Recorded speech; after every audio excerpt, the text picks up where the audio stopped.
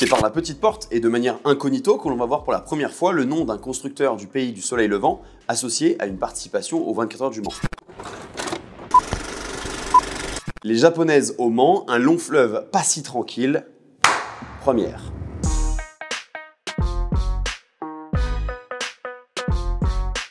Si Toyota a fait briller les couleurs japonaises une nouvelle fois lors de la dernière édition des 24 heures du Mans, les marques nippones auront mis du temps à figurer au premier plan de l'épreuve mancelle. Retour sur un long parcours initié il y a plus de 50 ans. Si à la fin des années 60, les constructeurs japonais pointent à la 3e place mondiale en nombre de véhicules produits, ils ne sont guère intéressés par la compétition automobile. Certes, Honda a bien essayé de percer en Formule 1, mais sans insister. C'est pire en endurance puisqu'aucune marque nippone n'a jusqu'alors participé à une manche de championnat du monde. La lutte pour la victoire se résumant entre un match Europe-États-Unis. C'est par la petite porte et de manière incognito que l'on va voir pour la première fois le nom d'un constructeur du pays du soleil levant associé à une participation aux 24 heures du Mans. C'est en 1970 qu'une écurie belge équipe une Chevron B16 d'un moteur rotatif 2 litres d'origine Mazda et s'inscrit au départ de la course mancelle. L'équipe, sponsorisée par le fabricant de jeans Levi's, n'en est pas à sa première expérience avec ce type de moteur puisque un an plus tôt, lors des 24 heures de Spa, elle a fait courir des coupés Mazda R100, 2 des autos engagés terminant à la 5e et 6e place du général. L'année suivante, toujours à Spa mais pour les 1000 km, c'est sur une Chevron B16 que le moteur Mazda de 2 litres est monté. La voiture termine 15e, ce qui ne décourage pas l'équipe belge qui décide de l'engager aux 24 heures du Mans. Cette première expérience tourne rapidement court puisqu'après avoir signé le 45e temps aux essais avec plus de 183 km/h de moyenne, l'équipage Després-Vernive abandonne au bout de 4 heures suite à un problème moteur. Si aucune japonaise ne prend le départ des 24 heures du Mans les 2 années suivantes, une Datsun 240Z a bien essayé de se qualifier aux essais en 72 mais sans résultat. Ce n'est pas le cas en 1973 où l'on voit apparaître la Sigma MC73. Cette nouvelle voiture est encore motorisée par un birotor Mazda de 2,3 litres. La carrosserie reprend les grandes lignes de la barquette de l'époque. Fondée par Shinkato, c'est ainsi la première écurie japonaise à participer aux 24 heures du Mans. Pilotée par les japonais Ikuzawa et Fushida, associés au français Patrick Dalbo, la Sigma réalise le 14e temps des essais à 195,4 km/h de moyenne. Malheureusement, des problèmes mécaniques l'obligent à abandonner au milieu de la nuit. On retrouve à nouveau une Sigma pour l'édition 74, baptisée MC74, elle est toujours équipée d'un moteur Mazda birotor plus puissant qu'en 73, mais a aussi changé de look. La carrosserie présente des formes plus douces et la livrée rouge et blanche est radicalement différente. Cette fois-ci, l'équipage sera composé de 3 pilotes japonais, c'est à une honorable 27e place que la voiture se qualifie.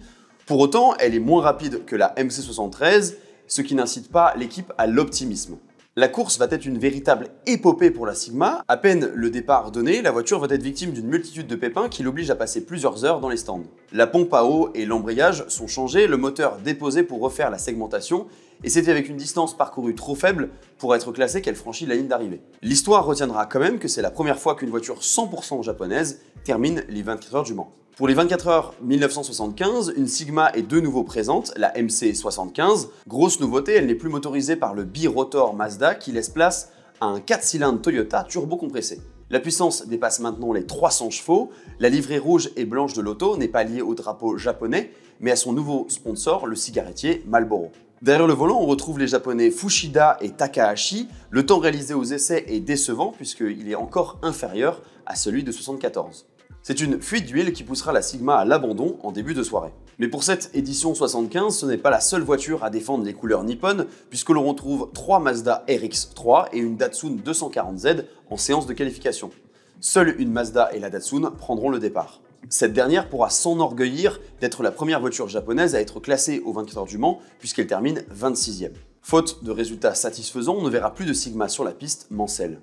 En 1976, seule une Datsun 240Z défend l'honneur des Japonais. Malheureusement, ces 24 heures se terminent tragiquement pour la Datsun puisque André Haller, alors à son volant, est victime d'un grave accident dans la ligne droite des Hunaudières. La voiture prend feu après avoir percuté les glissières. Son pilote ne survit pas au crash.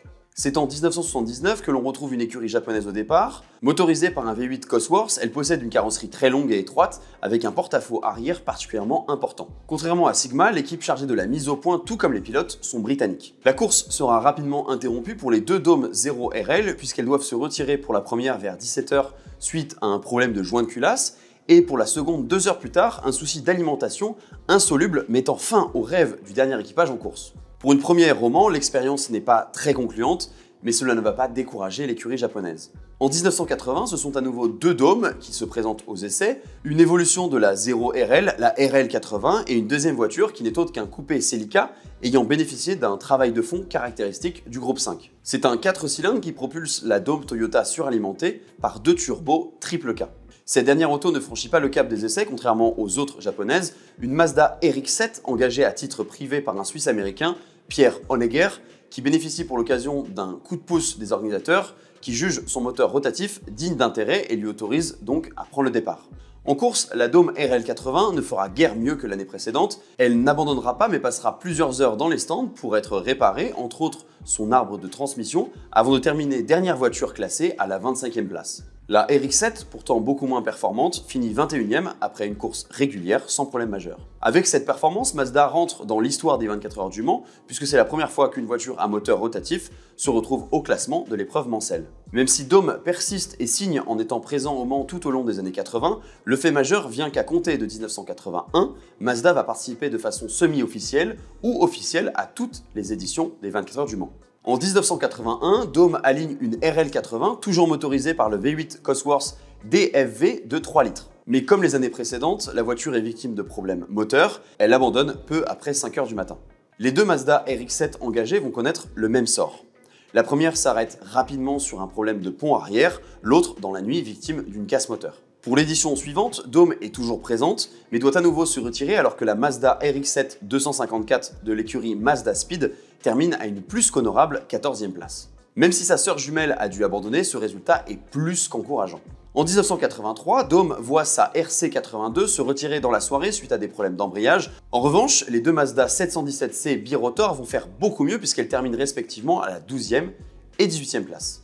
Performance remarquable pour une voiture d'un peu plus de 300 chevaux confrontée à des concurrents bien mieux armés. Mazda poursuit son apprentissage les années suivantes sans réussir à améliorer ses résultats, tout comme Dôme qui se risque encore en 84 mais doit de nouveau abandonner. Nouveauté en 85, après l'apparition de la Dôme Toyota, en réalité la marque japonaise a décidé de supporter financièrement Dôme et les voitures engagées sont bel et bien des Toyota baptisées 85C. Munie d'un 4 cylindres turbo de 2 litres 1, la numéro 36 termine 12e et la numéro 38 abandonne pendant la nuit. En 1986, les Toyota 86C ne brillent pas. Si la numéro 38 voit bien le drapeau à damier, elle n'est pas classée pour distance insuffisante. Idem du côté de Mazda où les deux 757 ne terminent pas. La surprise vient d'un troisième larron puisque Nissan a engagé deux R85V, la numéro 32 avec son 8 cylindres de 3 litres finit à la 16e place. Mazda réussit en 1987 l'exploit de rentrer dans le top 10 avec sa 757. C'est bien là la seule consolation pour les marques japonaises puisque toutes les autres voitures inscrites ne voient pas la ligne d'arrivée. Nissan et Toyota en premier. 88 est un meilleur cru pour les japonaises puisqu'elles réalisent un remarquable tiers groupé avec 6 voitures entre la 12e et la 24e place. Mazda relève la tête en 89, deux 767B finissent dans le top 10 en 7e et 9e position et une troisième voiture terminant 12e.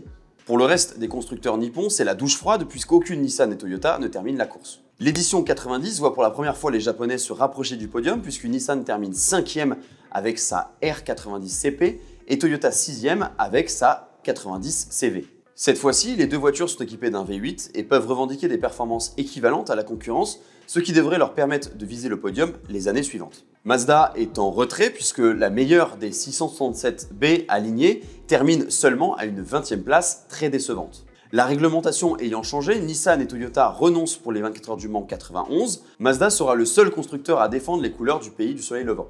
Ces 787B seront restés fidèles au moteur rotatif avec une cylindrée de 4708 cm3. La concurrence devrait venir des Sauber Mercedes C11, Jaguar XJR12, Porsche 962C et à un degré moindre de la nouvelle Peugeot 905 que l'on croit performante mais dont on ne sait pas si elle pourra supporter une course de 24 heures compte tenu de sa jeunesse. C'est la C11 de Schlesser qui réalise le meilleur temps des essais, plus de 10 secondes devant la première des Mazda.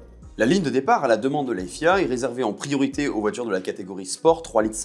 C'est ainsi que la 905 se retrouve en première ligne et domine le début de course. Mais rapidement, et comme le constructeur s'y attendait, elles sont victimes de divers problèmes et les obligent à lever le pied. Les Sauber prennent le relais et occupent les premières places avant que tour à tour elles soient obligées de passer par les stands pour solutionner quelques soucis. Cependant, la C11 numéro 1 est épargnée et se dirige vers la victoire quand, à 3 heures de l'arrivée, elle commence elle aussi à souffrir de problèmes moteurs et doit abandonner. La Mazda 787B de Wedler, Herbert et Gachot se retrouve en tête, elle qui luttait depuis plusieurs heures avec la Jaguar XJR12 de Jones, Ferté et Bossel pour la deuxième place. La fin de course est tendue, mais Herbert ne flanche pas et passe le premier sous le drapeau à damier. Une deuxième 787B termine à une très belle 6e place derrière 3 Jaguars et une Mercedes à 7 tours de la 787B, grande gagnante de cette édition des 24 heures du Mans. C'est la consécration pour Mazda qui devient le premier constructeur japonais à remporter l'épreuve Mansell. Il était temps pour Mazda et ses moteurs rotatifs puisque l'année suivante, ils seront interdits par le règlement. Cette victoire de Mazda aura un retentissement phénoménal au Japon, tous les journaux faisant leur gros titre sur sa victoire aux 24 heures du Mans. Ce n'est que 27 ans plus tard que Toyota réussira avec sa TS 050 hybride à faire gagner à nouveau un constructeur japonais aux 24 heures. La récompense fut d'ailleurs aussi belle que la route fut longue. Retrouvez toujours plus d'histoires sur mechanicus.com et sur les réseaux sociaux.